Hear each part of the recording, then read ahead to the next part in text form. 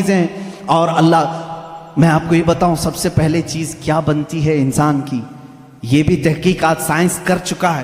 سب سے پہلے بچے کے نطفے کے بعد علقہ مضغہ اور اس کے بعد اس پر چمڑی آتی ہے, یا جو بھی 27 ویکس اگر 24 ویکس ہوتے ہیں اگر پریگننسی کے, تو سب سے پہلے وہ جنین میں سننے کی چیز آتی ہے. کیا؟ سننے کی چیز. اس کے بعد اس کے اندر محسوس کرنے کی, دیکھنے والی چیز آ جاتی ہے 27 ویکس کے بعد. پھر اس کے بعد اس کی ہارٹ بیٹ بھی شروع ہوتی ہے. اب قرآن کی آیت پڑھو, اللہ فرماتا ہے وَجَعَلَ لَكُمُ السَّمْعَ وَالْأَبْصَارَ وَالْأَفْئِدَةَ قَلِيلًا مَا تَشْكُرُونَ. ہم نے تمہارے ماں کے پیٹ میں سب سے پہلے سننے کی طاقت دی. دیکھ. السلام علیکم. ایک نئی ویڈیو کے ساتھ پھر سے ایک بار آپ سب کے بیچ حاضر ہو چکا ہوں. آج جس ویڈیو کا ریئیکشن کرنے والا ہوں, آج کا یہ ویڈیو بہت ہی خاص ہونے والا ہے, کیونکہ آپ سب کے لیے ایک بہت ہی زبردست بیان لے کر آ چکا ہوں. جس حضرت کے زبان سے اس بیان کو سننے والے اس حضرت کا نام ہے مفتی سلمان اظہری صاحب. تو ہم اور آپ ایک ساتھ آج اس بیان کو سنیں گے اور سمجھیں گے. تو چلیے اس ویڈیو کو شروع کرتے ہیں.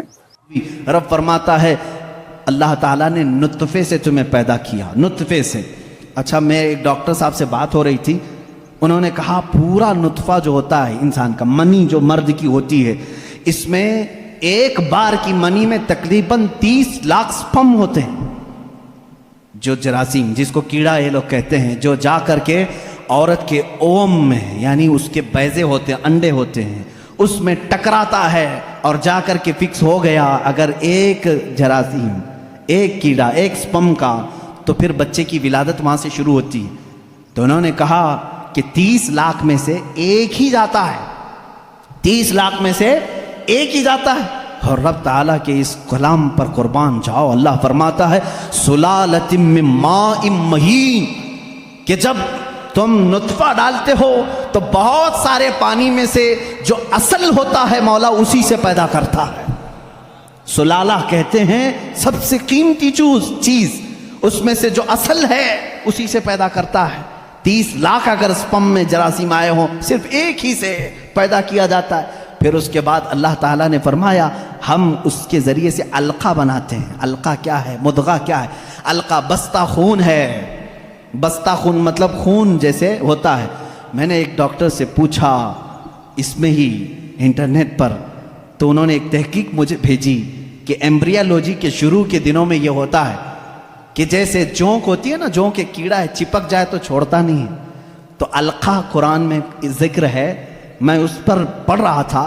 علقہ جیسے چنگم والی چیز ہوتی ہے, چپکنے والی, اگر خون کے چپکنے والے حصہ کوئی بن گیا تو اس کو علقہ کہتے ہیں. اور آج ڈاکٹرز کہہ رہے ہیں نطفے کے بعد اگر سب سے پہلے بچے میں کچھ بنتا ہے تو وہ گم ٹائپ کا ایک خون بنتا ہے جس کو قرآن بتا رہا ہے. یہ ساری چیزیں سونوگرافی کے بعد معلوم ہوتی ہیں, سکین کرنے کے بعد معلوم ہوتی ہیں.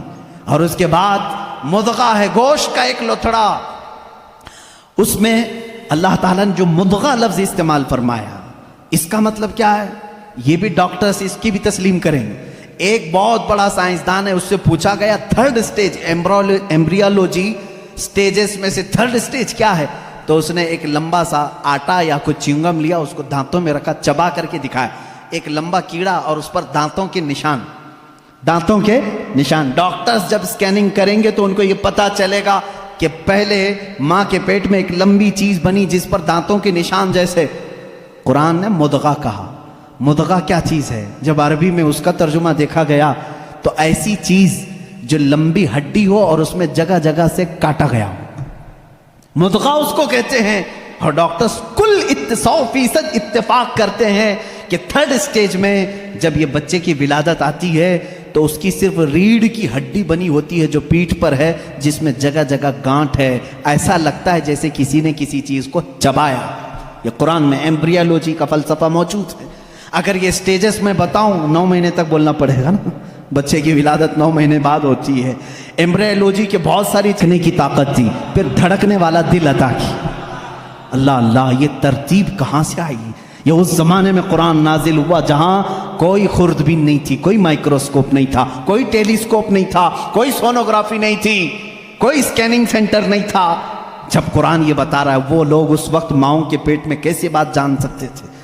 ایک بہت بڑا سائنسدان ہے, اس کے سامنے ایمبریولوجی کے تذکرے کیے گئے اور قرآن کی آیتیں بتائی گئی, تو کہتا ہے شاید محمد صلی اللہ علیہ وسلم کے پاس کوئی ایسی بڑی مشین تھی جس کو وہ دیکھ کر کے سب بتائیں. ان سے کہا گیا میاں یہ 1400 سال پہلے کی ہے, تو وہ خود ہنسنے لگا, ہاں یہ تو ٹیلیسکوپ جو دیکھنے والی خوردبین ہے, مائکروسکوپ, یہ تو 16ویں صدی میں ایجاد ہوئی ہے, اور اس وقت جب ایجاد ہوئی تو بڑی بڑی چیزیں ہی خالی دیکھ سکتی, دیکھنے کی طاقت تھی, پھر دھڑکنے والا دل عطا کی. اللہ اللہ, یہ ترتیب کہاں سے آئی؟ یہ اس زمانے میں قرآن نازل ہوا جہاں کوئی خوردبین نہیں تھی, کوئی مائکروسکوپ نہیں تھا, کوئی ٹیلیسکوپ نہیں تھا, کوئی سونوگرافی نہیں تھی, کوئی سکیننگ سینٹر نہیں تھا. جب قرآن یہ بتا رہا ہے وہ لوگ اس وقت ماؤں کے پیٹ میں کیسے بات جان سکتے تھے؟ ایک بہت بڑا سائنسدان ہے, اس کے سامنے ایمبریولوجی کے تذکرے کیے گئے اور قرآن کی آیتیں بتائی گئی, تو کہتا ہے شاید محمد صلی اللہ علیہ وسلم کے پاس کوئی ایسی بڑی مشین تھی جس کو وہ دیکھ کر کے سب بتائیں. ان سے کہا گیا میاں یہ 1400 سال پہلے کی ہے, تو وہ خود ہنسنے لگا, ہاں یہ تو ٹیلیسکوپ جو دیکھنے والی خوردبین ہے, مائکروسکوپ, یہ تو 16ویں صدی میں ایجاد ہوئی ہے, اور اس وقت جب ایجاد ہوئی تو بڑی بڑی چیزیں ہی خالی دیکھ سکتی تھی, چھوٹی چیزوں کو دیکھا بھی نہیں جاتا. پھر اس نے اٹھ کر کے یہ کہا, پھر تو یا تو اوپر والی کوئی طاقت ان کے ساتھ ہوگی. یہ باتیں اگر وہ اس زمانے میں بتائے ہیں تو پھر کوئی اور طاقت ہوگی. یہ قرآن کے علوم ہیں میرے عزیزو, پڑھو اس قرآن کو, کیا نہیں ہے اس کے اندر. اب میں اگر ایمبریولوجی ہو گئی بات, اس کے علاوہ اور ہائیڈرولوجی, زمین کے معاملات, پانی کے تبخیر کا سب سے پہلا مادہ قرآن نے بتایا.